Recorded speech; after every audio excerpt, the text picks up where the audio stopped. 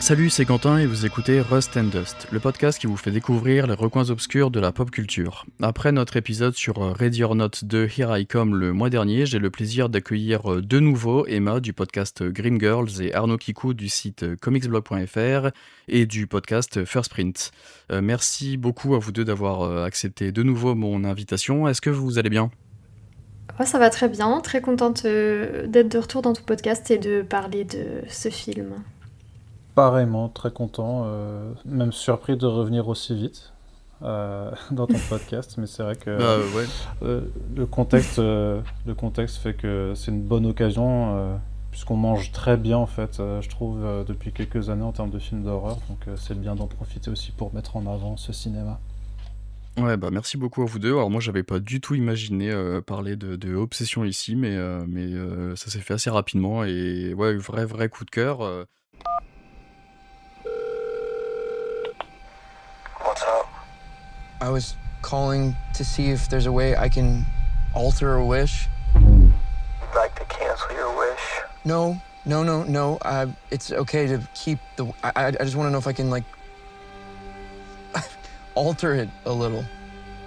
I'm sorry, we don't really do that. No.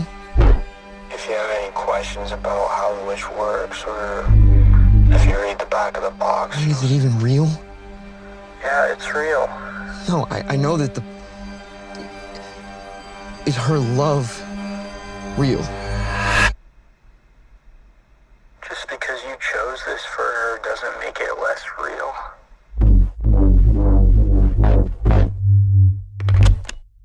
Donc nous allons vous parler du nouveau film Obsession, sorti en salle mercredi 13 mai dernier.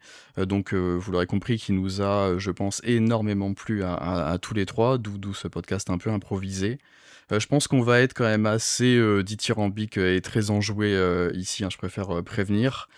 Comme d'habitude, on va d'abord revenir rapidement sur le film dans une partie sans spoilers, et ensuite on vous annoncera lorsqu'on passera en partie full spoilers pour celles et ceux qui ont déjà vu le film, en espérant que la partie sans puisse vous donner envie de découvrir ce très grand film.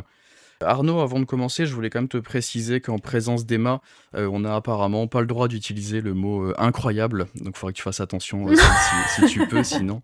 Je crois qu'elle va te lancer un sort, il me semble, donc faut pas utiliser le mot incroyable, surtout, fais attention. Non, non.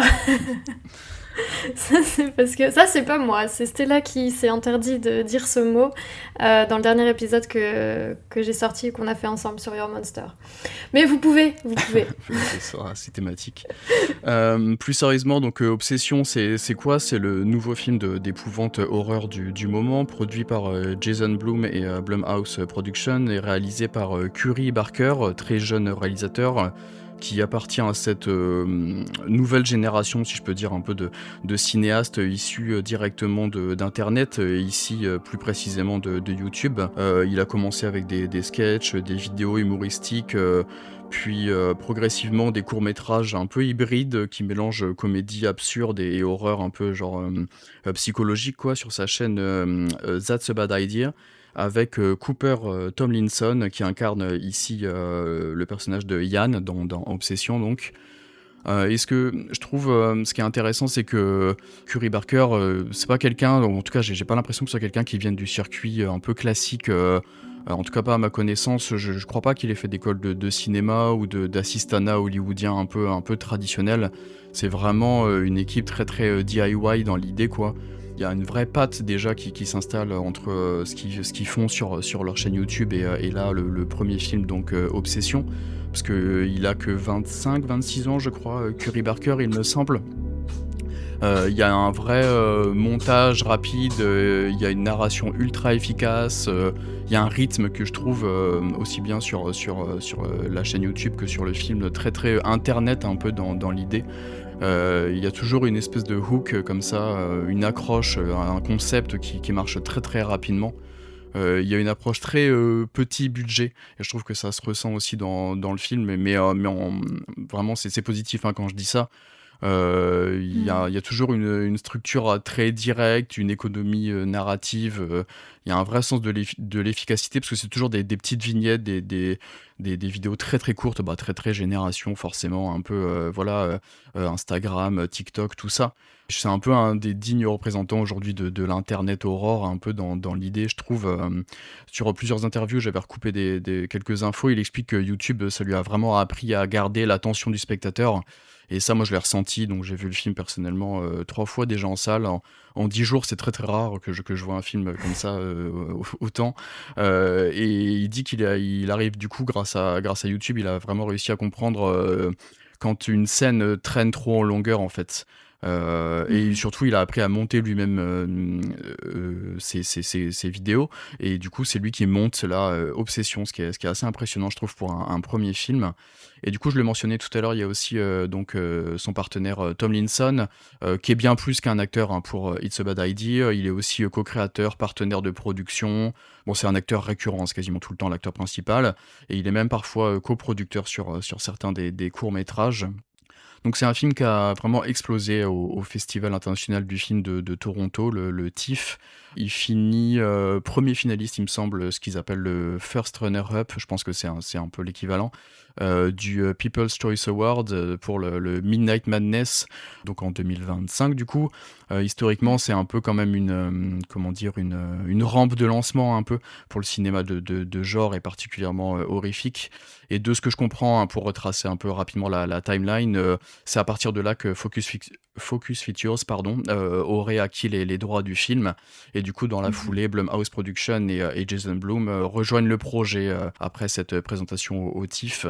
Et je trouve que c'est un pur projet dans la logique Blumhouse. Alors moi, c'est vraiment pas une étiquette que j'aime particulièrement, mais là, je trouve que ça s'y prête plutôt bien quand même. C'est souvent des jeunes réalisateurs, souvent des tout petits budgets, des concepts assez forts, un peu des concepts post-it. Et là, c'est vraiment le modèle, quoi. Petit budget, rentabilité potentielle énorme. Et en plus, là, ça semble quand même assez évident qu'en bonus, ce qui n'est pas toujours le cas, j'ai l'impression, chez Blumhouse, on ait une totale liberté artistique, quoi. Parce que je trouve que ça ressemble vraiment à du Curry Barker. Je suis pas sûr que Blumhouse ait eu besoin de mettre beaucoup leur nez là-dedans. Et enfin, je voulais quand même le mentionner, ça me semble assez intéressant avant de se lancer plus en profondeur sur Obsession, mais Curry Barker fait partie de cette un peu nouvelle vague génération YouTube horreur, avec du coup aussi Kane Parsons, que j'aime vraiment beaucoup personnellement, qu'on retrouvera très prochainement pour le film Backrooms, dont on reparlera très probablement ici, je pense. Il y a aussi le youtubeur Markiplier, ou streamer, je sais pas exactement, qui avait fait Iron Lungs dans l'horreur aussi récemment, en premier film. On a les Philippou aussi, très très connus maintenant, qui viennent aussi de ce monde-là. C'est un peu cette culture de l'horreur virale, ARG, creepypasta, analog horror, found footage et tout ça, quoi. C'est un peu, je me permets de les mentionner parce que c'est un peu cette même génération qui a un sens quand même du rythme assez particulier, je trouve, dans cette nouvelle vague d'horreur qui marche très bien. Ils ont une vraie compréhension du malaise un peu, je trouve, qui vient de YouTube un peu, et qui se retranscrit très très bien dans ces grosses productions horrifiques un peu. Il y a une relation un peu différente au spectateur, je trouve, par rapport typiquement à des productions Blumhouse un peu plus classiques, quoi, je trouve. C'est souvent un peu plus frontal, un peu plus immédiat, un peu plus conscient comme ça des codes un peu internet, et je trouve que ça s'applique vraiment bien à l'heure d'aujourd'hui sur ce genre de production. Je sais pas si vous êtes d'accord un peu avec tout ça. En soi, le Iron Lung, là, je ne l'ai pas vu, et c'est vrai que en soi, ma culture YouTube, elle est un petit peu... elle n'est pas forcément très développée. Et pour ce qui est de Curry Barker, du coup, j'ai pas totalement été... Enfin, je connaissais pas sa chaîne avant. Mais ce que je trouvais intéressant aussi, c'était plus par rapport à Curry Barker et... oh là là, j'ai plus le nom.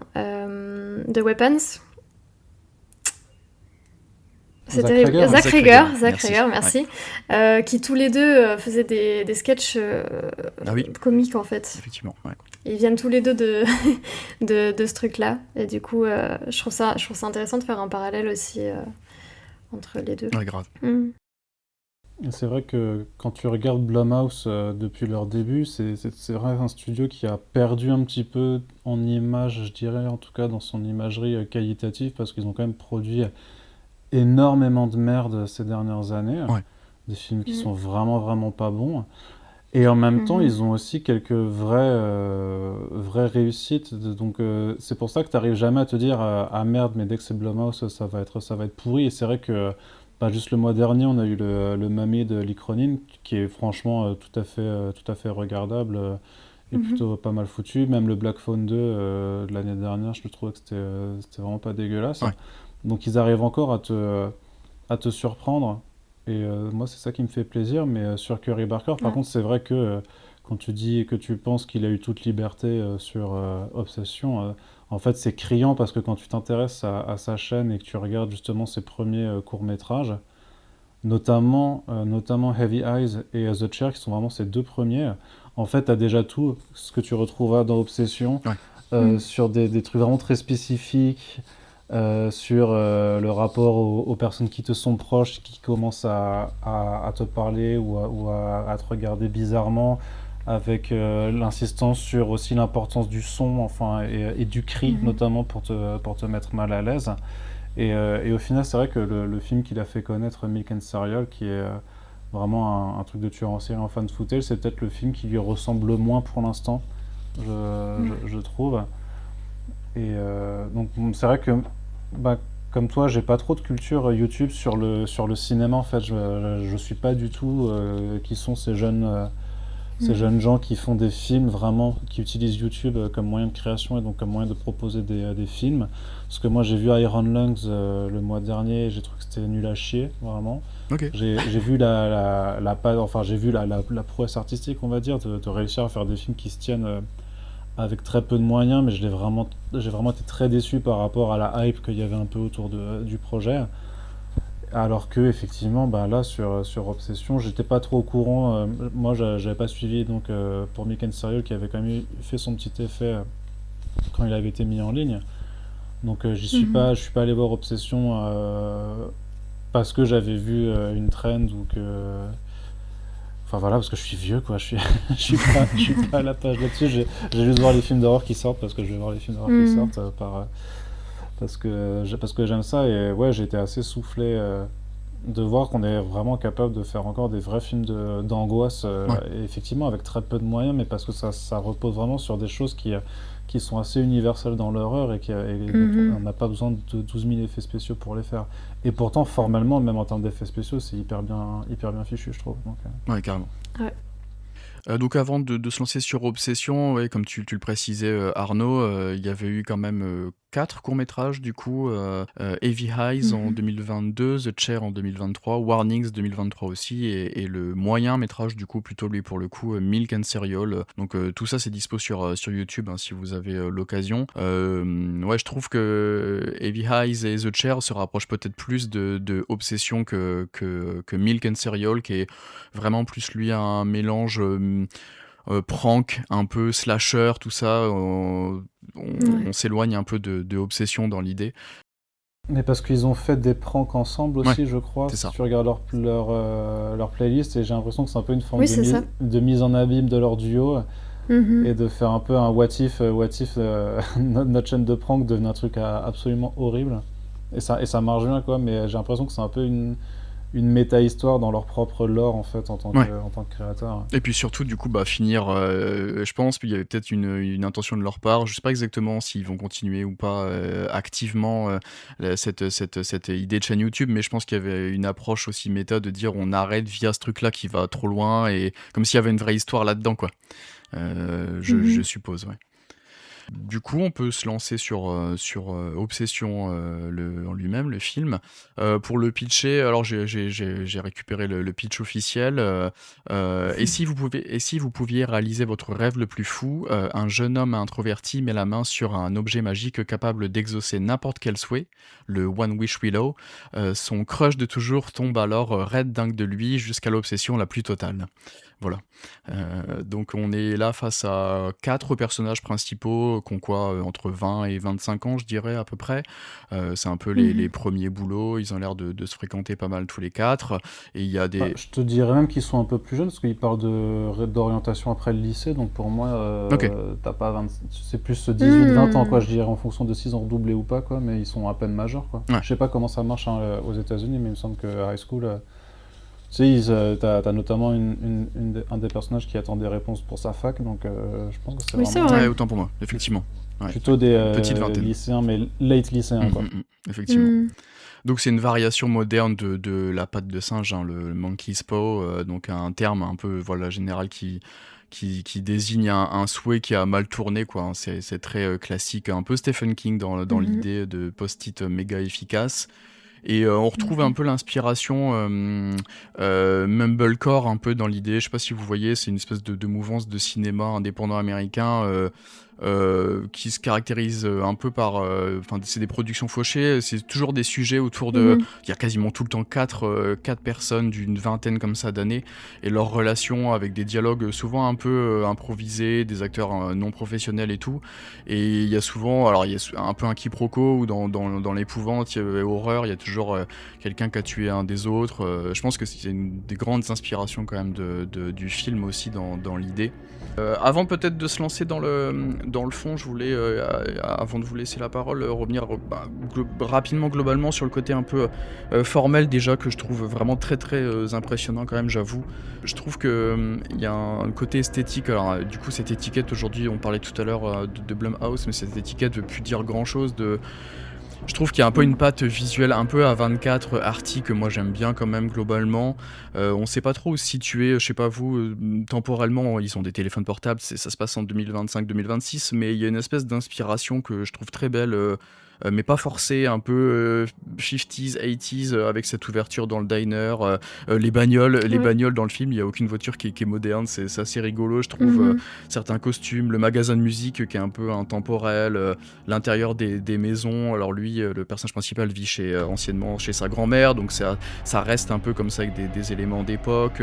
Les quartiers d'extérieur ricains, moi j'aime beaucoup It Follows, qui m'évoque un peu ce genre de ruelles, tout ça. Il y a un boulot globalement sur l'éclairage que je trouve assez incroyable, vraiment, qui commençait déjà à se Ouais. développer sur leur court-métrage. Il y a un effet, alors je vais pas être très clair, je suis désolé, je viens pas du tout du cinéma personnellement, mais il y a un effet avec la lueur dans le fond des yeux des personnages que je trouve vraiment Ouais. hyper impressionnante. Ils ont joué un peu sur certaines affiches et tout. Il y a toujours le fond des yeux qui ressort en blanc comme ça, alors que les gens sont dans la pénombre. Ça marche d'enfer. Il y a des couleurs un peu orangées, des lumières de nuit extérieures que je trouve hyper bien bossées. Enfin, encore une fois, quand on se dit que quoi, c'est une équipe qui a une vingtaine d'années, je trouve ça hyper impressionnant, quoi. Vraiment, il y a un exemple avec une scène où le personnage de Nikki, quand elle revient le voir le lendemain à la porte là, de nuit, elle Oui. est dans la pénombre. Enfin, visuellement, c'est hyper fort, je trouve. C'est trop joli en plus. La musique est vraiment d'enfer. Elle accompagne vraiment le malaise. Enfin, Mhm. c'est typiquement le genre de musique que j'aime beaucoup. En plus, Le Monde est petit. Je connaissais déjà Rock Burwell, qui n'avait pas fait d'autres films à ma connaissance avant, mais qui faisait beaucoup de musique d'ambiance. Moi, c'est vraiment un style que j'aime beaucoup. Avec une approche très anxieuse et tout comme ça. Il y a des passages très jolis, très émotionnels, on en reparlera après, mais qui viennent mélanger et le côté décalage horreur et romance, et ça marche vraiment d'enfer. Les différents cadrages avec la scène un peu clé qui va lancer le film, où lui il est dans sa voiture et elle est à l'extérieur de la voiture, la Mhm. façon dont c'est filmé, enfin, et ce sens de l'humour qu'on retrouvait dans leur court métrage, très grinçant. Alors bon, c'est un peu facile de le citer ici, mais moi j'adore, vous le savez, et on en avait déjà parlé d'ailleurs pour le Coin Pop à l'époque avec Arnaud, j'adore Ari Aster, et il y a un peu ce côté comme ça, Ah. horreur qui vient surgir brutalement, et il y a des moments où tu sais pas s'il doit rire ou Mhm. pas. Même vous le mentionnez tout à l'heure, Zach Cregger aussi qui m'évoque Bah par un ouais, moment. Ouais, vas-y, pardon. avec Weapons, Oui, effectivement. surtout. Ouais, ouais, ouais.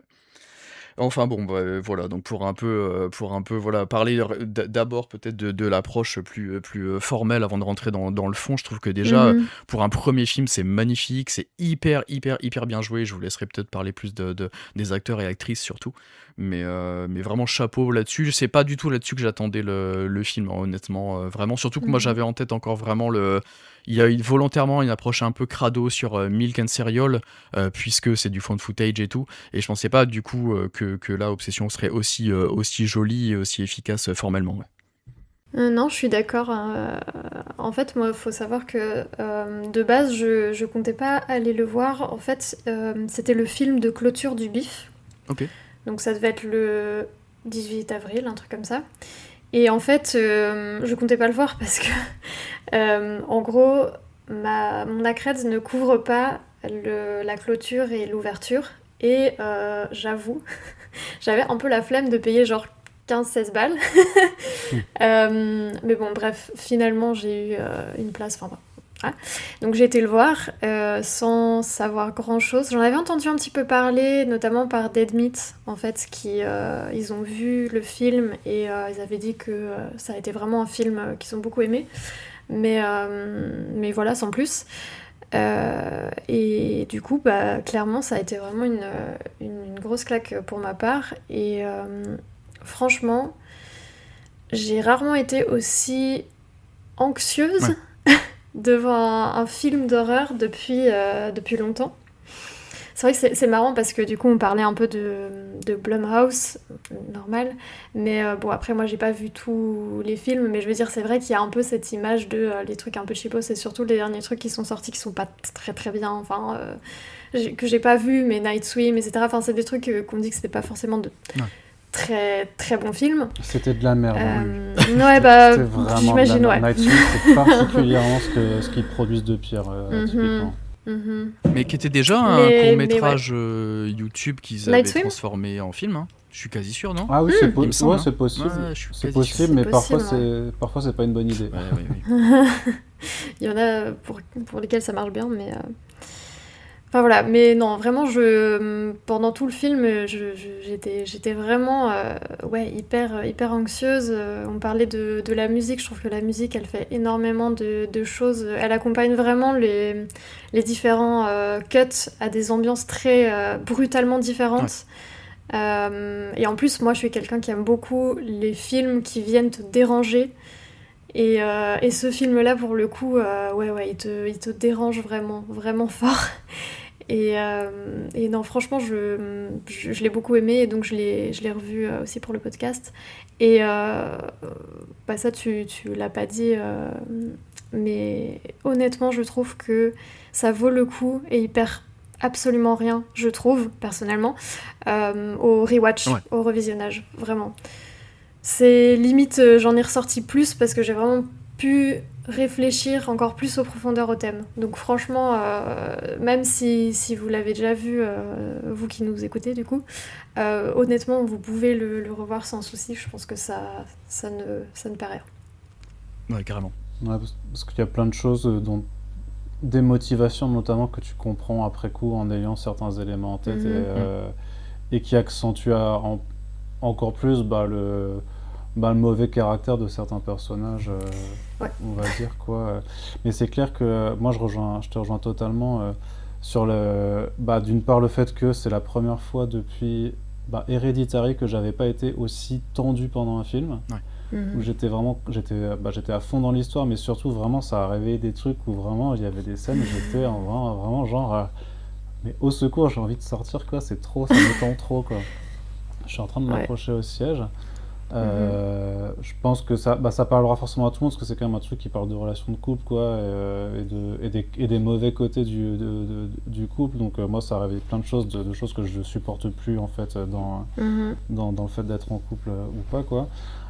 Mais effectivement, enfin vous l'avez tous mentionné sur le plan formel, le travail sur la musique est exceptionnel parce que le compositeur sait mettre tout ce qu'il faut de notes dissonantes pour vraiment que chaque début de mélodie qui pourrait être un peu mignonne commence par te foutre l'angoisse en partant sur des demi-tons alors que ça devrait pas quoi. T'es sur du majeur et ça part en mineur et ça devrait pas être comme ça normalement.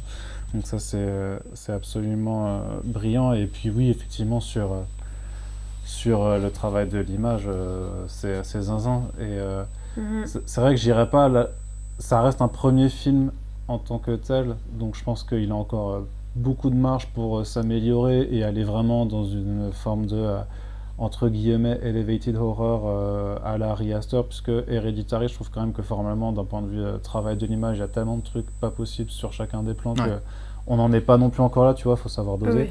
C'est vrai. Mais vraiment pour un premier film réussir à faire certaines scènes et avec très peu d'artifice, mais c'est vrai que oui, tu as le jeu sur l'obscurité. Bon, et puis, faut le dire tout de suite, le jeu d'actrice de Inde Navarrete est Oh là complètement là. zinzin. Mais vraiment, la nana, elle est trop, trop, trop forte. Et c'est vrai que je l'ai pas reconnue tout de suite, mais parce qu'elle elle jouait dans une série que moi je regardais pour le taf, donc qui Superman et s'appelait Lois, ouais. Superman et Lois. Mm, Et c'est vrai que j'aimais Ok. déjà bien son personnage de Sarah, je l'avais déjà trouvé juste très sympathique à suivre. Et c'est vrai que j'ai regardé après les crédits parce que je me suis dit, mais elle est incroyable cette actrice, je sais pas qui c'est. En fait, si, je savais qui c'était. Et c'est pour ça que je la rapproche d'autant plus putain, d'Hereditary, puisque pour moi, sa performance, elle est au même niveau que celle de Toni Collette dans Hereditary. Vraiment, c'est deux films qui ont cette caractéristique d'être complètement portés par le jeu de l'actrice et qui, dans les deux Mhm. cas, est celle en fait à qui il arrive tous les malheurs au final, quoi. Ouais. Donc, non, vraiment là-dessus, j'ai été assez soufflé. Sur la violence, il y a ce qu'il faut aussi. Je pense que il y a des bons effets Ouais. et ça a une forme Ouais. de brutalité aussi dans sa violence qui est assez bienvenue. Ça va jusqu'au bout de son idée aussi, c'est jusqu'au boutiste dans le récit. Donc ça, je trouve que c'est aussi une bonne chose. Mhm. Donc j'ai pas trop de reproches à lui faire, tu vois, à part de juste me mesurer en me disant bah, que ça reste un premier film et que voilà, il faut pas non plus, faut savoir raison garder aussi, mais vraiment, si ça c'est son premier essai au cinéma, j'ai vraiment très très hâte de voir ce qu'il pourra donner ensuite. Ouais, pareil. Ouais, surtout que ils ont déjà tourné, là, le duo, ils ont déjà tourné le film d'après, Anything But Ghosts. But Ghost, ouais. Ouais. Ah Donc oui. à mon avis, là, dans les semaines à venir, on aura déjà une date de sortie vu qu'il est déjà tourné et Bah, qu'on est dans la hype. c'est en avril prochain, du coup, Ah il va ok. falloir se montrer Oh un là peu là. patient, mais ouais, ça sort en avril. Et surtout, C'est. il va faire un massacre à la tronçonneuse, C'est et ça, ça. en vrai, Oui. c'est la première fois que je suis réellement excité parce que je pense que, bah, comme Zack Ryder qui fait un Resident Evil Ouais. ou Lee Cronin qui fait un The Mummy, en fait, je pense que ces deux ils vont faire Mhm. des films qui ont absolument rien à voir avec le sujet de base, sur lequel on va juste mettre le nom d'une licence dessus juste pour le vendre à un plus grand public, et en fait, ça va être des trucs qui vont être hyper intéressants. Hein. Parce que The Mummy, ça n'a rien à voir avec la franchise qu'on connaît ou avec les films de la Hammer, et pourtant, ça reste une approche intéressante. Resident Evil, quand tu vois le premier trailer, tu vois pas trop le rapport en fait avec les jeux vidéo, mais tu vois très bien en fait comment il va juste faire un film d'apocalypse zombie dans une petite ville paumée et comment on va juste mettre le nom Resident Evil dessus pour que ce soit une marque et que les gens aillent le voir quoi. Et j'espère vraiment que Barker va avoir la même chose quoi, qu'il va nous faire un pur film de slasher, enfin de tueur à la tronçonneuse et que ça aura rien à voir quoi. Et au pire, bah ce sera quand même du massacre à la tronçonneuse, il y aura quand même Leatherface, mais je pense que ce sera bien. Ouais, je m'inquiète pas trop. On va passer peut-être tout de suite en partie spoilers, à moins que vous ayez d'autres choses à rajouter sans spoilers. Mais je pense on va peut-être rentrer plus en détail sur des points précis de l'intrigue. Ce serait dommage de. Les gens auront, je pense, compris qu'on a beaucoup, beaucoup, beaucoup aimé. Oui, faut aller le voir, surtout qu'il n'y a pas beaucoup de salles qui le passent en fait. Hein. Il n'est pas ultra bien distribué, je sais pas comment le pacte s'est débrouillé là-dessus, mais parce que c'est justement à 24, souvent c'est galère parce qu'ils font payer ultra cher. Mais Blumhouse, Mhm. dans mon souvenir, c'était plus accessible et de mémoire, bah, je crois pas que les films interdits au moins de 16 aient plus de problèmes que ça à être distribués en France aujourd'hui par rapport à une certaine époque. Donc j'étais un peu surpris de le voir Ah bah. si peu distribué, donc ouais, Il, j'espère que... il est interdit au moins de 16? Ouais, il est interdit au moins de 16, ouais. En tout cas, Ah chez ouais? moi, il est plutôt bien distribué. Et pour le coup, moi qui ne suis pas du tout, du tout adepte du doublage version française, je l'ai vu 2 fois en VO et une Hmm. fois en VF. Et je trouve que la VF est quand même très, très. Enfin, elle est vraiment très, très bien. Ouais. Donc ça perd pas trop, ouais. Ok. Bah non, mais tu vois, c'est très con, mais bon, je suis abonné UGC, je vis à Paris, donc je vois en fait assez rapidement, quand tu regardes les séances disponibles, tu vois quand un film est bien distribué et quand il ne l'est pas. Et là, Oui. Ouais.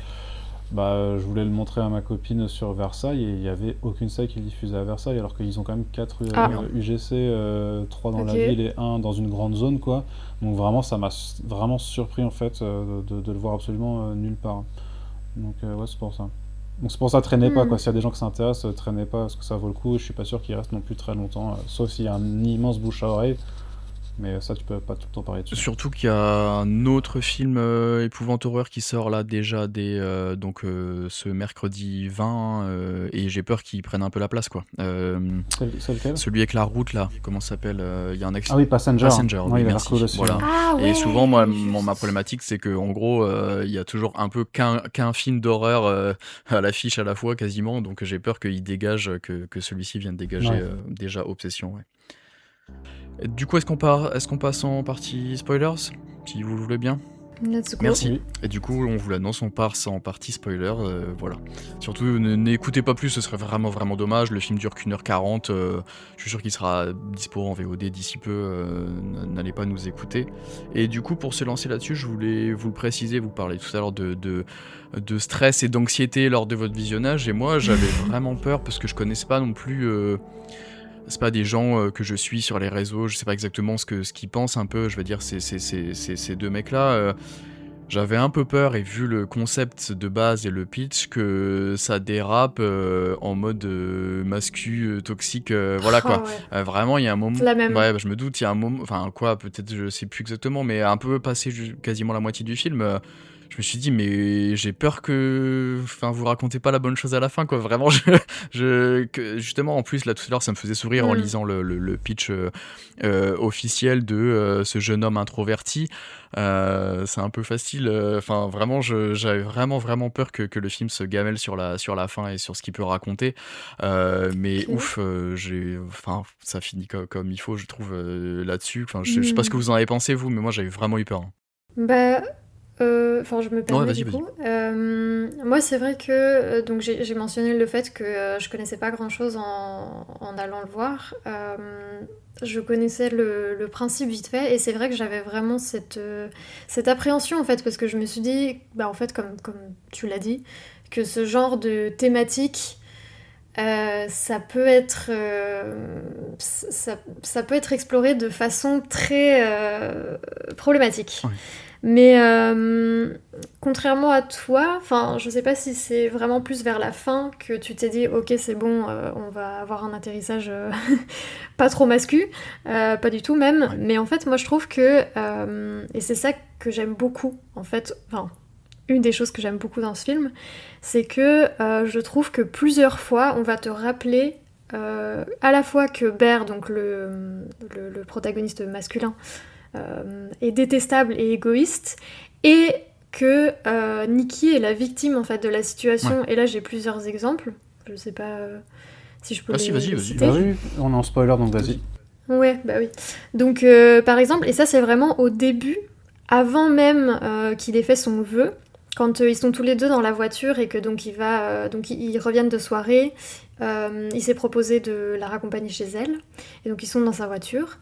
Et en gros, elle lui a dit qu'elle allait démissionner en fait du job qu'ils ont ensemble.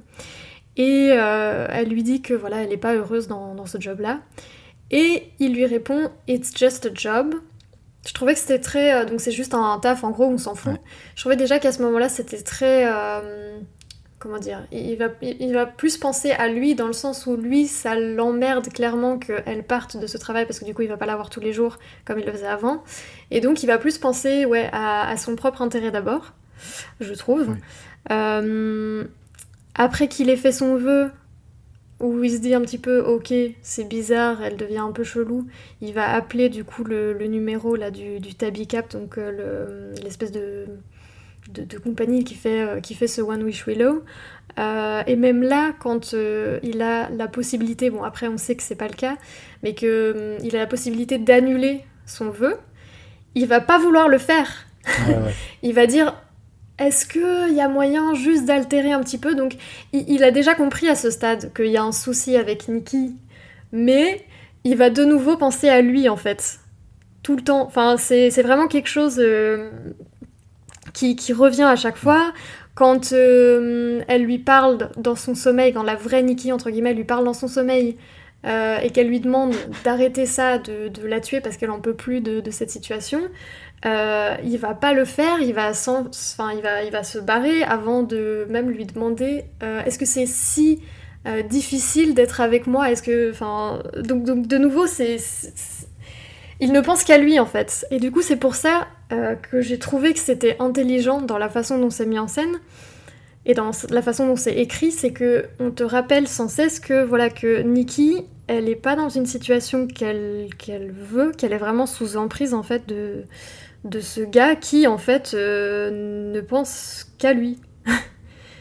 C'est pour ça que moi du coup je me suis dit ok, ça va, on ne tombe pas dans un truc hyper enfin si malsain, mais je vais dire mascu comme tu l'as dit.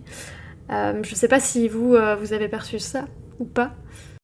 Ouais, parce que c'est vrai que il y a un moment où tu peux te dire que le film, ça pourrait être un peu Mon ex était folle, the movie, tu vois, un peu Ouais, c'est l'illustration ça. que effectivement n'importe quel gros mascu pourrait dire ah ben voilà, quand je vous disais que c'est la faute des meufs, elles font n'importe Mhm. Ouais. quoi, que c'est un peu effectivement le prototype. Surtout que je vais être très méchant avec Curry Barker, mais c'est vrai que par rapport au rôle qu'il joue dans Milk and Seven, il a vraiment une tête de d'incel en fait. Il peut vraiment jouer ce truc-là. Donc Ouais. c'est vrai que Mhm. tu peux avoir tes idées préconçues sur les gens et te dire ah bah voilà, ok, il fait un film un peu d'incel.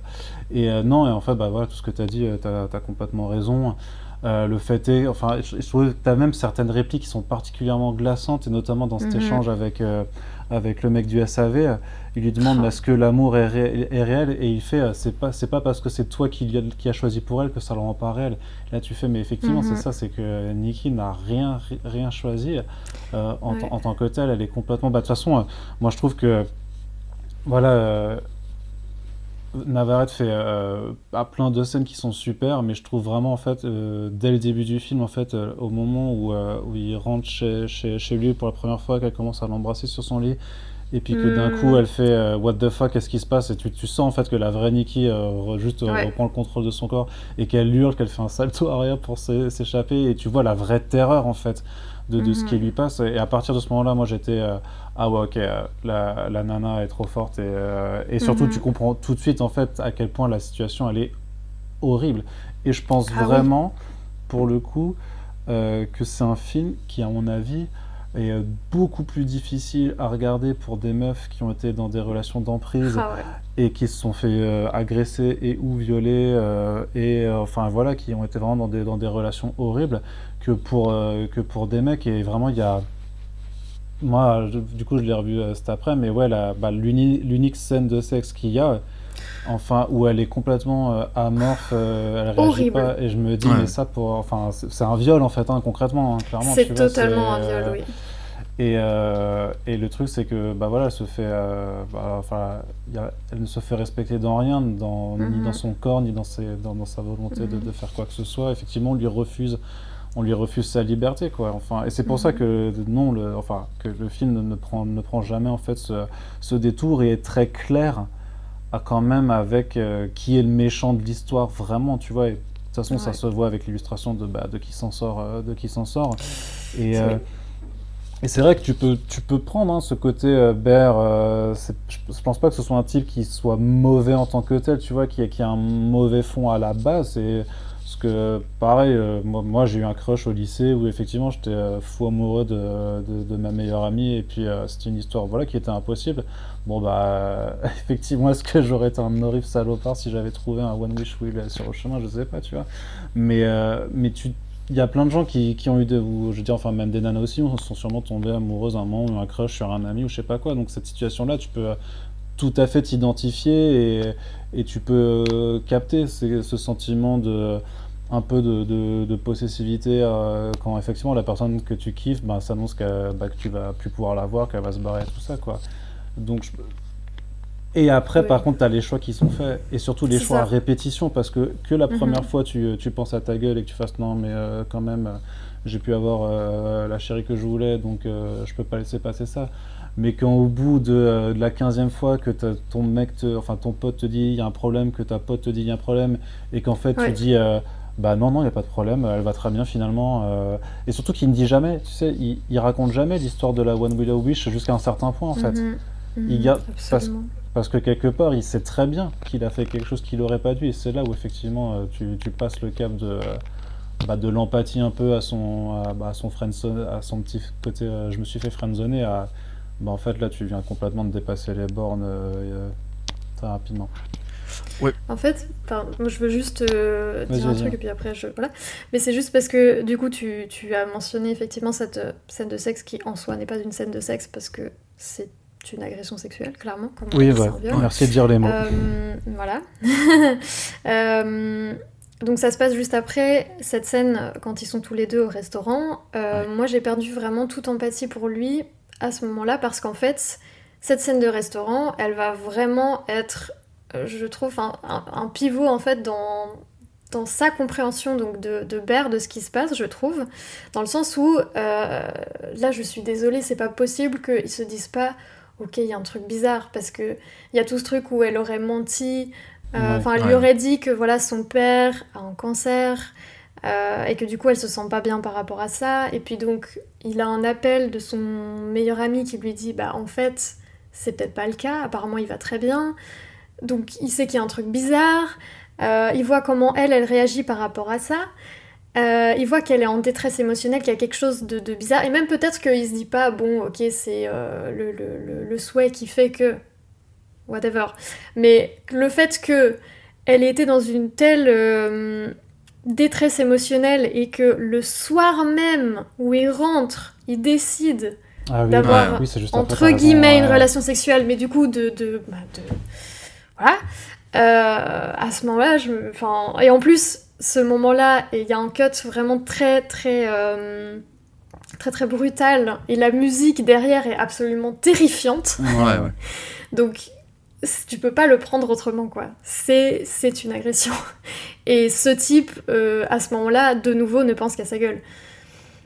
Voilà. Oui, parce que juste avant ça, il dit effectivement... Bon, après, c'est parce que c'est Nikki qui lui dit mais qu'est-ce que ça importe? Il fait non, effectivement, ça n'importe pas. Enfin, ça, Oui, it c'est doesn't ça. matter aussi, effectivement, que là, il fait effectivement non, mais en fait, t'as raison, je m'en bats les couilles, j'ai eu ce que je voulais, et tant pis si en fait tu me mens, tant pis si t'es pas toi.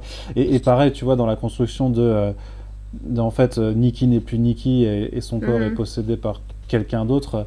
Tu le vois, en fait, c'est très malin, c'est pour ça que le film, dans le rewatch est vachement bien, parce que tu vois, par exemple, dans la scène où il a sa lunchbox, il y a 2 Polaroids, et il y a une photo de lui où il y a marqué You, et après c'est une photo où elle est avec Bear, de Nikki et Bear, il y a marqué Not Me, donc tu vois que c'est bizarre, tu comprends pas, et en fait tu comprends après effectivement que c'est Nikki qui a réussi à communiquer en disant bah non, là c'est pas moi en fait qui est sur la photo, et t'as plein de trucs comme... Ouais, t'as vraiment plein d'indices qui sont vraiment disséminés et qui te font très rapidement... Enfin, qui te font très bien comprendre l'horrible situation.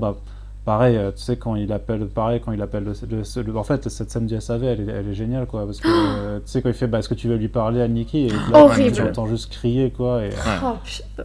t'oses imaginer vraiment sa situation, quoi.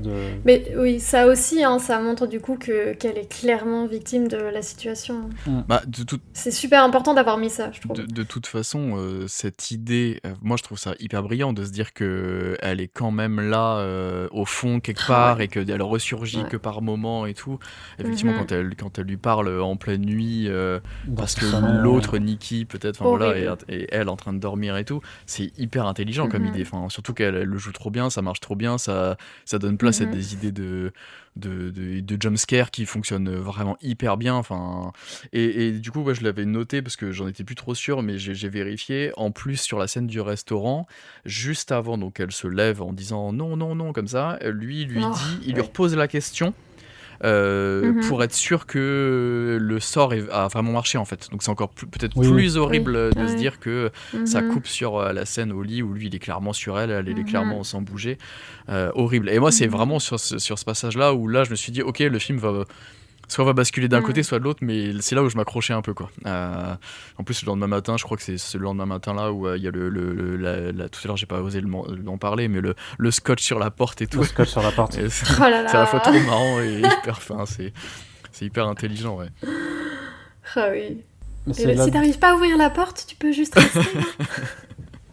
Et c'est là qu'il arrive vraiment, en fait, que le film arrive vraiment à te foutre les jetons avec très peu de moyens, parce qu'effectivement, c'est d'une part, ces effets trop bizarres de... En fait, ce qui te fait peur, c'est simplement que t'es quand même dans un couple, donc c'est quand même, t'es dans l'intime, vraiment, c'est avec quelqu'un avec qui tu dors, Et le fait d'amener au sein en fait de la partie la plus intime de ta vie des choses qui déraillent, c'est ça, je trouve, qui rend vraiment le truc super flippant parce que en fait, ouais, c'est ça, sur le côté obsessionnel, enfin, et même possession de répéter à tout va, je t'aime, machin, c'est quelque chose d'hyper étouffant, Ouais. et à la fois dans les mots, et du coup, même physiquement, puisque, qu'est-ce qui pourrait pas être plus étouffant que de te séquestrer chez toi en mettant Oui. du scotch sur ta porte. Le côté, ah ouais, tu sais, t'es trop mignon quand tu dors. Oh Là, là est là. complètement retourné en fait non, c'est pas du tout mignon de regarder l'autre dormir, genre Ouais. et cette scène-là particulièrement, je pense que c'est là peut-être la seule vraiment où il utilise des CG peut-être sur le visage de Hind, parce Ah, que ouais. tu vois tu sais, c'est filmé dans l'ombre, Mm.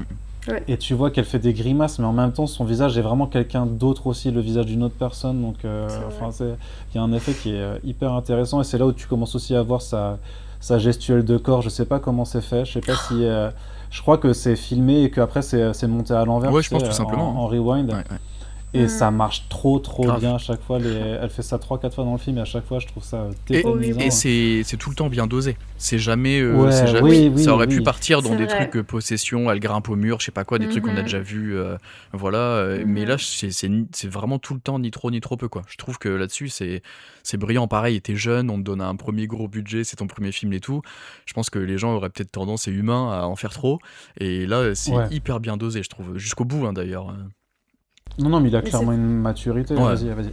je voulais dire, c'est peut-être pour ça que ça met aussi mal à l'aise, c'est que c'est quand même très réaliste, comme vous dites, en fait. Ils vont pas aller trop loin dans ces trucs de distorsion de cordes, machin et tout. Et du coup, ouais, c'est... Enfin, je veux dire, littéralement, ça coche tous les points d'une relation abusive. Tout ce qui est le gaslighting, la manipulation, le retournement de situation pour que l'autre s'excuse alors que en fait c'est toi qui es en faute. Enfin, il y a plein de trucs comme ça, la jalousie maladive et tout ça, c'est vraiment tu coches toutes les cases, quoi. Et ouais, c'est très réaliste. Et dans le côté tu peux expliquer aussi pourquoi il ne se fuit pas, ou en tout cas il décide pas plutôt en fait d'essayer de mettre fin au bordel, parce qu'effectivement si elle commençait à se dévisser la tête et à marcher au Oui, plafond, c'est ça. bon, là en fait lui, Mhm. tu vois, tu serais dans un registre vraiment surnaturel qui tiendrait plus. Mhm. Et heureusement, c'est pas ce qui arrive, et ce qui permet un peu d'ancrer. Mais moi, j'avais lu un article sur, sur une affaire qui avait été jugée d'une nana qui avait été en couple avec un type, mais absolument atroce, mais qui, genre, avec elle, elle avait une relation où, genre, elle restait avec lui alors qu'il lui écrasait des cigarettes sur le bras, tu vois, enfin, un truc vraiment pas possible, quoi. Et c'est vrai qu'apparemment, dans les cas les plus extrêmes de relations abusives, il y a des gens qui restent ensemble, même malgré des Ouais. choses absolument abominables. Donc, en fait, effectivement, moi, si un jour je rentre chez moi avec ma copine, a fait pipi et caca sur le tapis, je pense que je me casse immédiatement, tu vois. Mais là, dans son référentiel, dans son truc là, en fait, il reste quand même, parce que il y a des gens qui arrivent à rester malgré des choses absolument pas Ouais. normales, en fait, qui se passent. Et je pense que ça illustre pas mal ce côté de pas avoir voulu être trop dans dans la possession et dans les trucs surnaturels. Ouais. Après, je trouve qu'il y a un côté un peu. Bon, après, peut-être que je vais trop loin, hein, mais garder un certain contrôle dans le sens où il va un peu dire non, mais elle va bien, juste elle est un peu perturbée parce que son père est mort, etc. Donc, Ouais. de mettre vraiment ça sur elle est pas bien émotionnellement. Et du coup, voilà, un truc un peu c'est lui qui va, voilà, un peu entre guillemets, la protéger, hein, bon, on s'entend. Enfin, oui, vraiment ce rôle un peu oui, c'est moi qui permet, qui est un peu un soutien pour elle, alors qu'en fait, pas du tout. Et puis en utilisant Parce des... qu'il a un main character syndrome, Ouais. quoi. Enfin, pour lui, il Ouais. reste le héros de son histoire aussi. C'est ça. Il estime pas avoir mal agi, j'imagine. En utilisant en plus des excuses, enfin, est-ce qu'elle est retombée dans la drogue? Oui, c'est sûr que c'est ça. En plus, on le voit aller Ouais. rechercher sur Mais ça, Internet. c'est d'autant plus... Ouais. Ouais, mais et ce truc-là, tu vois, c'est d'autant plus vicieux, puisque tu apprends à la fin, en fait, que Yann et Nikki couchaient ensemble. Oui. Ils étaient un peu sex buddies, quoi. Ouais. Et tu vois en fait que le fait que tout, pendant le début du film, il lui dit de comment faire et comment ne pas faire, il lui dit quand et quand ne pas faire sa déclaration, et que justement quand il apprend qu'ils ont passé la nuit ensemble, il essaie aussi de lui dire ah mais elle était sûrement sous la drogue, donc c'est peut-être, enfin genre c'était peut-être pas normal qu'elle ait réagi comme ça. Tu sens aussi que que c'est un type qui aussi pense qu'à lui et qui profite aussi de sa relation et qu'il essaye aussi un peu de manipuler son pote pour justement pas qu'ils aillent ensemble, tu vois. Ouais. Je trouve ça vachement... Enfin, Yann n'est pas non plus un type incroyable, quoi, en vrai. Non, c'est vrai. Mais- Quand il dit appelle-la Friki Niki. Ouais, par alors exemple, que- tu vois, il sait très bien que c'est pour lui casser son cou, hein, clairement. Ouais, parce qu'elle déteste ça. Mais ça fonctionne très bien, je trouve, la relation, le groupe là, qu'ils ont tous les quatre, avec le fait que Oui. donc Sarah, je crois, c'est Sarah la quatrième, Ouais, Sarah. soit Ouais. peut-être amoureuse, ou en tout cas enfin, de Beer et comment c'est fait et tout. Je trouve que franchement ça marche très bien, hein, même les va-et-vient de Yann au fur et à mesure et tout ça, même si c'est effectivement pas le mec le plus cool non plus, mais ça marche, la dynamique elle fonctionne très très bien, je trouve. Et le fait de pouvoir du coup forcément sacrifier Sarah, la façon dont c'est fait et tout, c'est intelligent. Oh là là. Ah ouais. Tu le vois venir, Oui, oui. mais c'est quand même affreux. Oui, parce qu'au deuxième visionnage, en fait, le volant, il est trop bizarre. C'est trop bizarre la façon dont elle est placée, le volant et tout. Là, j'avoue, la première fois, je l'ai pas vu, mais la deuxième fois, tu te rends bien compte que c'est hyper chelou. Il est trop près ou trop gros, enfin bref. Mais, Ouais. Non, mais c'est parce qu'elle met une pierre, en fait, elle lui éclate la tête sur une pierre qu'elle Une place, brique, ouais. une brique, en fait, sur le volant pour pas que ça Mm. klaxonne trop, en fait. En vrai, je pense que c'est vraiment pensé pour le côté, si elle avait pas mis la brique, déjà ça aurait sûrement moins marché quand même, parce que ça reste du Ouais. cuir. Et surtout, avec le klaxon, ça aurait réveillé tout le quartier, alors que là, ça reste, on va Ouais. dire, un peu moins bruyant. Je sais pas, mais... Ouais. Il a un truc avec les briques, je pense, Curry Barker, parce qu'il y avait déjà la brique dans Milk and Cereal, du coup. Mais, Oui, tout à fait. Ouais. Ouais. Et apparemment, il y avait un premier cut qui était pas rated R, mais NC-17, où il y avait encore plus de secondes sur l'éclatage de tête, et que justement, ils ont dû Ah ouais. raccourcir ce moment parce que bon, c'était déjà, on avait déjà assez compris quoi, ce qui se passait, mais ouais, c'est la scène la plus graphique du film, je pense, qui est... Ouais. Tout à l'heure, je parlais de un peu A24, tout ça, et en fait, là, il y a quand même un peu il n'y a pas trop le côté non plus, c'est joli et tout, c'est vraiment, il y a un peu le côté arty, mais il y a aussi le côté crade, sale, un peu Ouais. agressif quand même. Tout à l'heure, je parlais des Philippou, tout ça, on n'est pas non plus sur ce niveau-là, mais il y a quand même, eux, ils hésitent pas non plus, quoi, vraiment. Mais c'était comme c'était Talk to Me en anglais Ouais. et La main, je crois, en français. Ouais, je crois. Mais t'avais aussi Mm. dans ce film-là quelqu'un qui se fracassait le crâne avec un objet. Alors, je sais plus si c'est contre une table, je sais pas quoi. Oui, c'est ça. Tu vois? C'est ça. Horrible. Et effectivement, j'ai l'impression que, alors je sais pas si c'est un gimmick de cette génération de réal, mais ouais, ils ont vraiment quelque chose avec le fait de se balancer des objets dans la gueule, de se fracturer les os du visage, quoi. C'est assez. Dans Hereditary aussi, quand il Ouais, se ouais. fracasse le nez Oui, Oui, contre tout à son fait, banc. ouais. Mais Ari Aster est un peu plus vieux, quoi. Donc. Oui. Mais oui, il y a peut-être quelque chose, quoi, sur. Là-dessus, quoi, Ouais. après, c'est au moins de 16, voilà, c'est rated R, c'est moins de 16, donc ils se donnent les moyens aussi de faire un film avec des vraies images dérangeantes, comme le fait, tu sais, qu'à la toute fin, il rentre chez lui pour trouver le cadavre à poil de Sarah, tu vois, et tu fais, ah ouais, ok. Ouais. Le truc.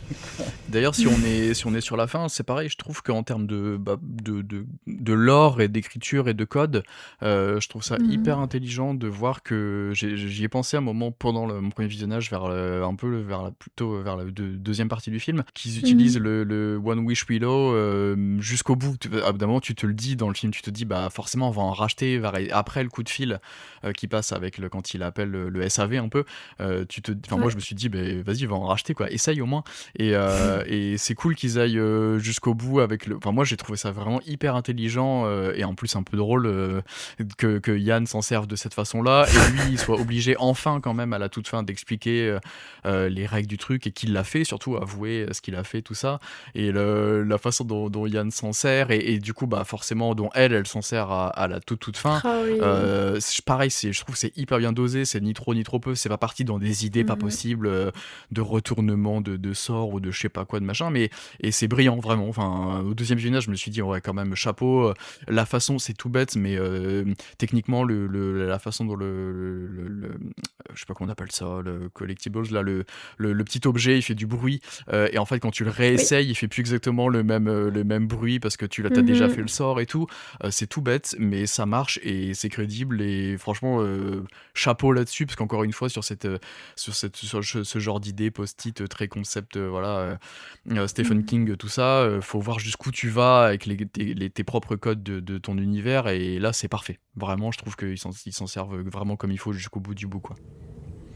Mais cette petite musique là, quand on ouvre justement cette boîte du One Wish Hello, elle est hyper, elle était un peu nécessaire entre guillemets, parce que justement on la voit pas Nikki à la fin faire son vœu, quoi. Et ça prend tellement de sens. Enfin, c'est logique en fait qu'elle le fasse finalement. Ouais. Et en interview d'ailleurs, Barker expliquait que à la base ils avaient pas tourné cette fin-là. En fait, à la base, elle se suicidait aussi. Il dit à la Roméo et Juliette. Et en fait, non. bah non. Du coup, voilà. Heureusement qu'on a non. cette version finale qui se recentre, sur le traumatisme de la victime, quoi. Et pareil, la façon dont ça se coupe, le film, c'est parfait. Il y a pas besoin je sais pas, il y avait pas besoin de plus, ou de se dire 6 mois plus tard ou je sais pas quoi, ou de voir ce qui va lui arriver, peu importe, ça se finit. Je trouve que c'est vraiment brillant, quoi. Ah non, si ça s'était fini comme ça, je pense que j'aurais été moins enthousiaste. Grave. Et quand je l'ai vu en interview, je me suis dit ouais putain, ouf, heureusement ils s'en sont rendus compte apparemment, tu vois. Voilà. Tant mieux. Ouais, très clairement. Et puis il y aurait eu un piège, tu vois, d'essayer d'appliquer la règle jusqu'au bout en disant si tu peux annuler, si Yann avait vraiment fait ok, je souhaite que Bear ait jamais formulé de vœux. Normalement, le principe de ce genre d'objet, c'est qu'il y a toujours quand même une couille. Tu vois, c'est que voilà, c'est vraiment le be careful what you wish for. Donc certes, ça aurait annulé quelque chose, mais il aurait quand même fallu trouver le côté genre ça finit quand même mal. Je sais pas si ça aurait été possible de trouver un truc intelligent là-dessus. Donc c'est mieux de. Enfin, j'imagine que c'est mieux d'aller dans la voie, surtout que ça rajoute de la tension, et c'est vrai que ça permet de revenir un peu sur le sound design, mais le fait effectivement que quand Bear aboite dans la salle de bain, tu comprends ce que fait Nikki parce que t'entends le bruit de la One Wish Willow qui reste, t'entends la petite cassure, et ça va super bien en accord avec lui-même qui est en train de vouloir se faire vomir parce que lâche jusqu'au bout, au final il veut toujours pas libérer Nikki, quoi. C'est dire ce qui est quand même fou, quoi. Et là effectivement d'un coup il s'arrête et tu comprends que Nikki a fait le souhait de le garder avec lui pour toujours, quoi, un truc dans ce genre. Et ça marche super bien. Ouais, c'était juste pour revenir sur le sound design encore, à part sur la musique, mais aussi pour encore saluer la performance des acteurs et actrices avec les cris, quoi. Notamment la première scène de nuit aussi entre Bear et Nikki, où d'un coup elle commence à hurler pourquoi tu m'aimes pas, en se déplaçant bizarrement et tout ça. Et puis il y a une autre, je crois que c'est une autre scène peut-être, où c'est à la suite de la même, où elle est à côté de lui en train de se coucher, et rester, alors, il fait mine de vouloir de se déplacer, et là elle commence à hurler stay, mais genre reste, quoi. Et c'est ça qui fait aussi tout le côté un peu comique en fait de toutes ces scènes, c'est qu'ils ont quand même une forme d'humour un petit peu noir, un petit peu bizarre, et où ils jouent un peu sur le côté aussi du mec qui voulait une nana et qui maintenant se fait complètement dominer par lui aussi, un peu le genre, tu sais, les mecs qui sont des canards, quoi, en gros. Et je trouve que ça permet, parce que justement tu évoquais le fait que le type cherche à être dans le contrôle alors qu'en fait il ne l'est jamais, quoi, au final. Parce que même le côté, tu sais, on fait une soirée avec des mecs, tu dis à Nikki de pas venir, il fait ouais carrément je peux le faire. Non, évidemment que tu vas rien faire du tout, quoi. Et à chaque fois c'est vraiment avec ce côté aussi de faire jaillir des cris un peu de façon ultra surprenante, et à chaque fois Inde le fait vraiment ultra bien. Ouais, grave. très bonne Scream Queen. J'espère qu'on la verra dans Ah bah, d'autres projets bah ouais, horrifiques. clairement, il faut. À mon avis, ouais. Elle a quelque chose. Au Elle a niveau quelque des chose à jouer, interviews, là. j'ai l'impression qu'elle ne joue pas dans Anything But Ghosts. Là, sur la promo, quand ils en parlent, elle a pas l'air de. Je pense pas qu'elle soit dedans. On croise les doigts peut-être pourquoi pas la retrouver au moins sur Massacre à la tronçonneuse, effectivement. Mais d'autres trucs, je pense que de Ouais. toute façon, là, c'est une porte ouverte. Je pense qu'on va la revoir. Bah là, oui, il n'y a Ouais. pas de raison que. Enfin, si les Mhm. gens vont au cinéma, et les gens, je parle aussi Woody. des gens qui décident, quoi, des producteurs et tout ça, il n'y a aucun moment où ils se disent pas, oh putain, là on tient quelque chose. Vraiment, Ah ouais. franchement. Mm. En soi, on a quand même plus ou moins évoqué ça, mais je trouve que ce film, ça parle aussi beaucoup d'une sorte de désillusion qu'on peut avoir quand on va projeter beaucoup sur quelqu'un pour au final se rendre compte que la personne, elle n'est pas comme on l'imaginait ou comme on aimerait. Et finalement, je trouve que on se rend compte que Bear, il aimait pas vraiment Nikki, enfin, il projetait quelque chose sur elle et sur leur relation, mais c'est pas vraiment elle finalement qui voulait quoi. Euh, et puis même le fait qu'il veuille que Nikki l'aime plus que tout, c'est quand même vouloir qu'elle abandonne beaucoup de choses pour être que obsédée, on va dire, par lui quoi. Oui, carrément. Je suis d'accord avec ça. C'est ça, c'est que au final, ça aurait pu être mon ex était folle the movie, mais au final, c'est plutôt mieux vaut être seul que mal accompagné the movie aussi, quoi, tu vois.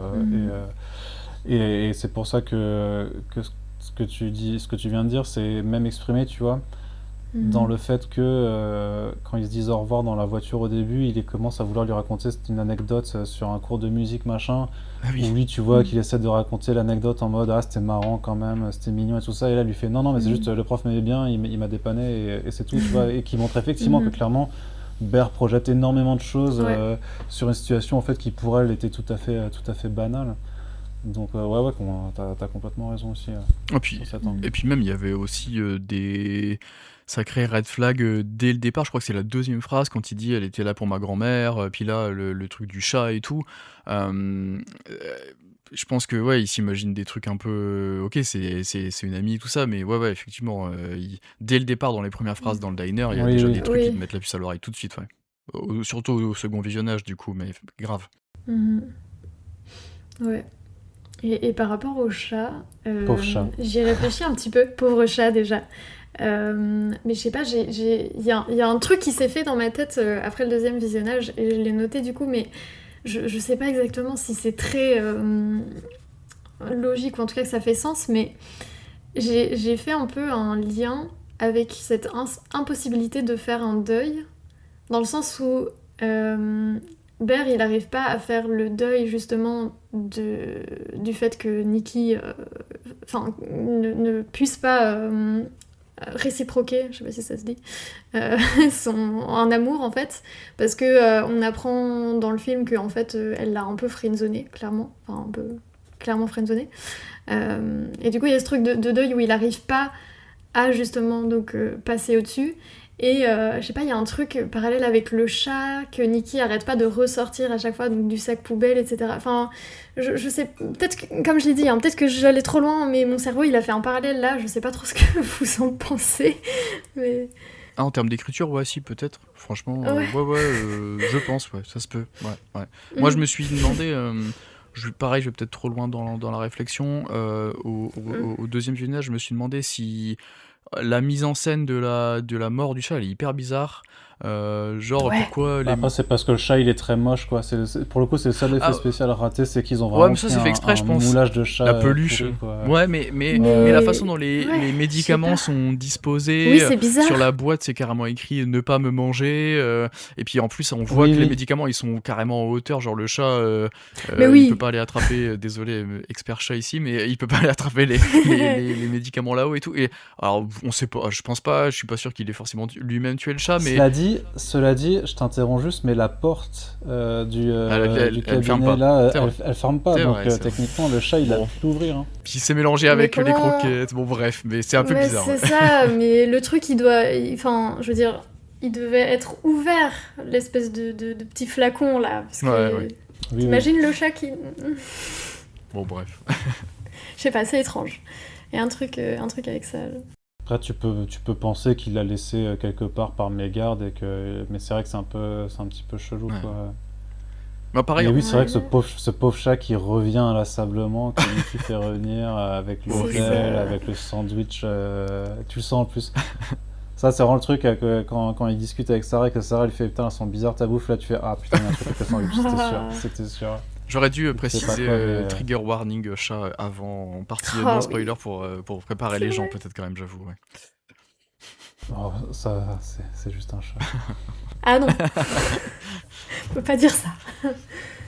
Eh ben, je pense qu'on a fait à peu près le tour du film, si c'est ok pour vous. Mhm.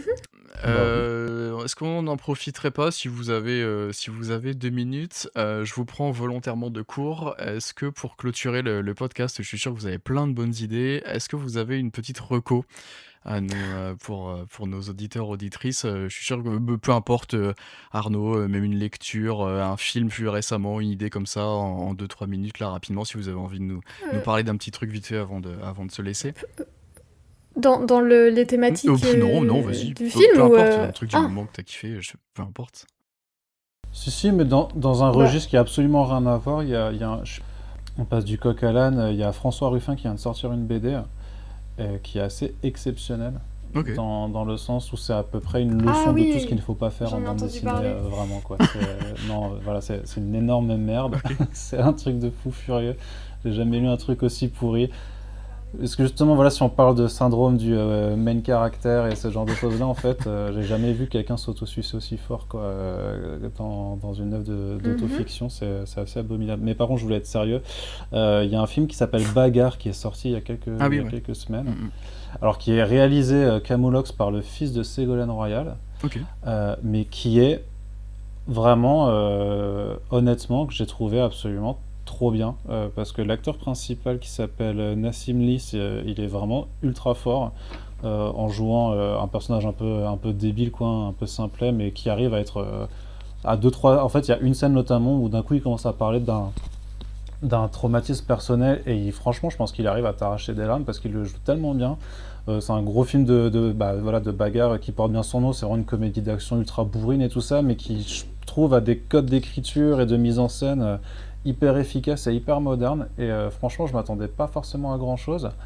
Et j'ai vraiment passé Mhm. vraiment un très très bon moment.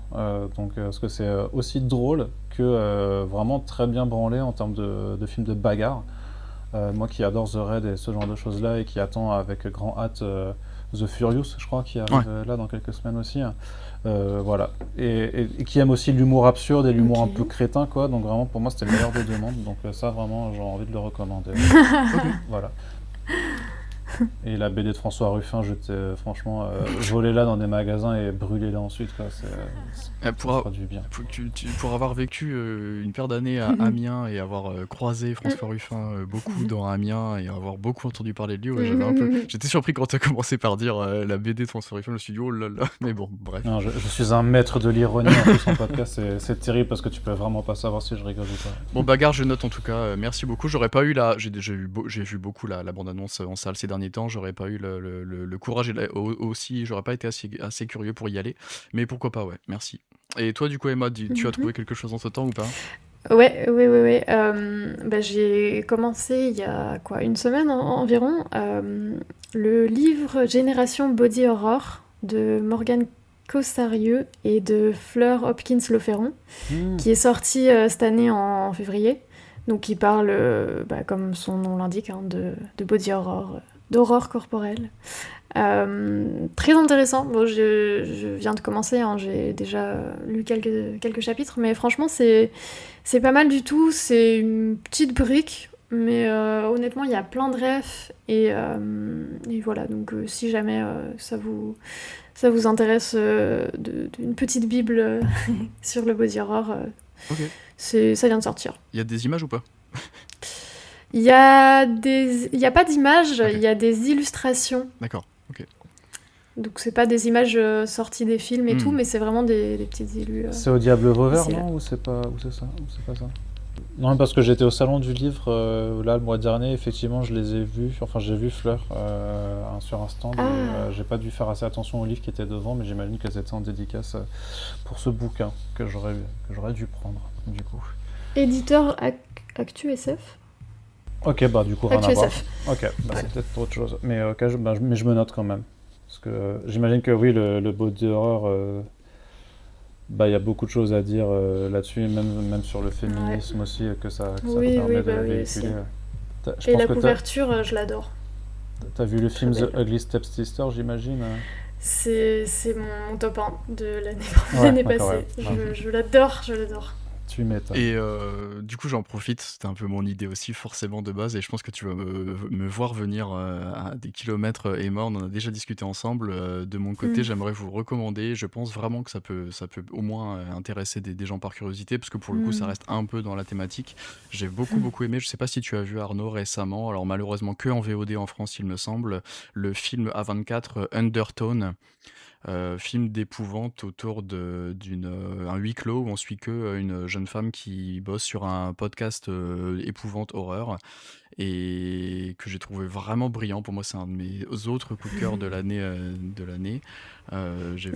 vraiment beaucoup aimé. Ça se base bah, quasiment que sur du coup des effets sonores dans ses oreilles à elle. Je vous conseille du coup de découvrir le film pour le coup maintenant que c'est que en VOD avec un bon système de voilà tout seul dans le noir avec un casque ou des Mhm. écouteurs et tout. Et dans ce que ça raconte thématiquement, j'en parlerai pas plus dans l'idée. C'est pour ça que tout de suite j'ai embêté Emma pour avoir son avis là-dessus. Je sais que le film n'est pas, voilà, je crois que sur Letterboxd il doit avoir un 3 sur 5. Bon, c'est pas forcément là qu'il faut se référer, mais moi c'est vraiment un gros coup de cœur. J'y repense beaucoup. Sensoriellement, je trouve qu'il y a un boulot assez énorme dessus. L'actrice est vraiment très forte, je trouve, et ça va Mhm. jusqu'au bout de son idée. J'ai vraiment beaucoup aimé Undertone. Voilà. Tu l'avais vu toi Arnaud ou pas? Pas du tout, Non, mais je sais pas si ça te il parle, est mais. dans... Est-ce qu'on a le droit de dire qu'il est en train d'être téléchargé Ok, en ce bah moment vas-y, même? tu peux, si on n'y a pas de problème, on est des pirates, c'est comme ça qu'on a découvert, C'est ça. enfin voilà, il y a un moment. Et puis bah ouais, malheureusement encore un 24 qui du coup tout à l'heure on en parlait, qui n'aura pas eu de sortie en salle en France. Alors en Belgique, je sais pas s'il Ah était ouais. sorti chez toi, mais je pense pas Non, non plus de toute façon, ouais voilà. non, non. Et voilà, petit film d'1 heure et demie que je vous recommande vraiment, au moins pour l'expérience, parce que même, enfin, c'est dans Mhm. tous les cas, même si on n'est pas aussi, moi j'ai vraiment beaucoup aimé, mais c'est peut-être pas le cas de tout le monde, mais ouais, au moins pour l'expérience, ça vaut le détour, ouais.